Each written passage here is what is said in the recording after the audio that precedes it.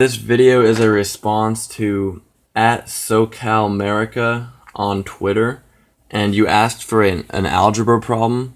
So I said if n plus 1 divided by 3 is equal to 7p, 3p is equal to 8 over 9 times q, and q is equal to 8a, what is a in terms of n? Well, here I'll show you how to do that. You actually got it right, but well, you got it wrong, but you got it right in a sense, because you solved for n, and I wanted you to solve for a in terms of n, but you solved for n in terms of a. So I think you just misread the question. But anyways, I'll get to it right here. So the first thing we're gonna do is we have q equals 8a, and we have 3p equals 8 over 9 times q. All we have to do is substitute this q for this q. So we can just rewrite this as 3p equals 8 over 9 times 8a. You see that? We just replaced the 8a right there.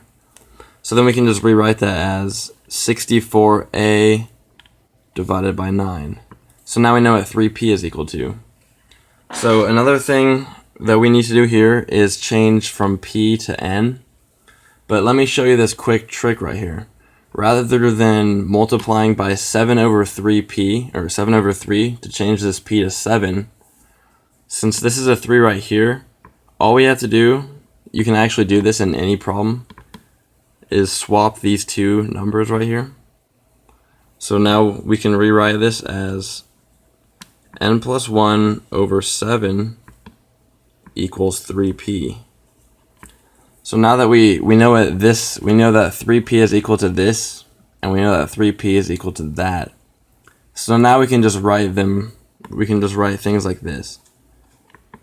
N plus 1 over 7 equals 3p equals 64a over 9. So now we can just take out the 3p, since we're just trying to solve for a in terms of n. So now let's do this. 7 times 64 is 448a. We're just cross multiplying now. Let me cross out this 3p so it doesn't get confusing. So 7 times 64a is equal to, well, actually I would just keep this over 9 equals n plus 1. You actually solved this a different way than I'm doing right now, because your answer was 1344a over 27, which is equivalent to this. It's just that times 3, everything, both on the top and bottom. So you subtracted 1 and you solved for n, but here I'm going to solve for a in terms of n.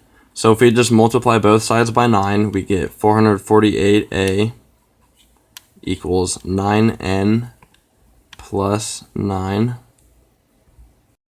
Now to solve for a, all we have to do is divide everything by 448. So I'll write that over here.